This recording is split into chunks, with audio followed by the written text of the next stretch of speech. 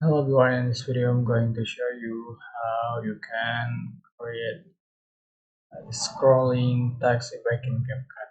So first, for instance, I'm going to select big screen and select text, default text.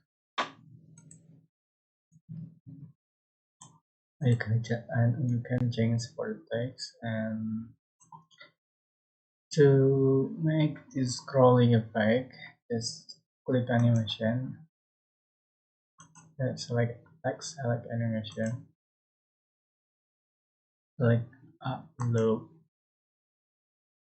and you can select the scrolling event. Just download it and add to your text. Just for the speed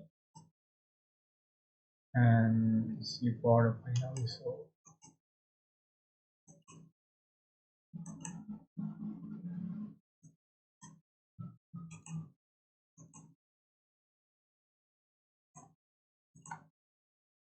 Alright, that's how you can create the scrolling text effect in CapCut. See, I hope this tutorial was helpful for you guys. Don't forget to like, comment, share, and also subscribe. Thank you so much for watching.